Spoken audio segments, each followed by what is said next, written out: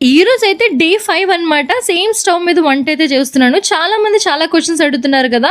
So, మీరెక్కడ కొన్నారు ఏంటా అనేది. నేనైతే దీన్ని అమెజాన్ ప్లాట్‌ఫామ్‌లో కొన్నాను. నాకు 3069 రూపీస్‌కైతే వచ్చిందనమాట స్టవ్వు.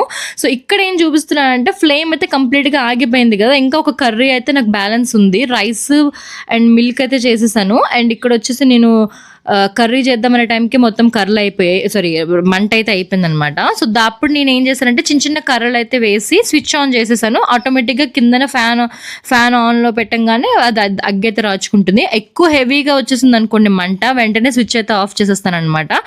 కావాలంటే మనం లోలో పెట్టుకోవచ్చు. లోలో పెట్టినా కూడా ఫ్యాన్ రన్ అవుతదనమాట. అందుకనే నాకు ఎక్కువ మంట అయిపోయిందని చెప్పి నేను మొత్తానికి స్విచ్ ఆఫ్ చేసేసాను. అండ్ రిమైనింగ్ అయితే ఇక్కడ కర్రీ నేనేం చేస్తున్నానంటే dhaba style of egg curry అనమాట. చిన్న టెక్నిక్ మా హస్బెండ్ ఇంట్లో ఏదైనా దారం ఉన్నా లేదా మాంజా దారం ఉన్నా ఇలా స్టాండ్‌కి కట్టేసి జస్ట్ ఇట్లా స్లైడ్ చేసామనుకోండి చిన్న స్లైడ్ కట్ అవుతది.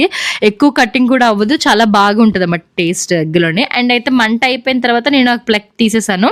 ఏదైతే లో ఫ్లేమ్‌లో ఉందో అదే ఫ్లేమ్‌లో నాకు కర్రీ అంతా అయిపోతదన్నమాట. ఎక్కువ కర్రలు కూడా వేయాల్సిన అవసరం లేదు. అండ్ లాస్ట్‌లో వచ్చేసి నేను హాట్ వాటర్ అయితే పెడతాను మా బేబీ కోసము తాగడానికి.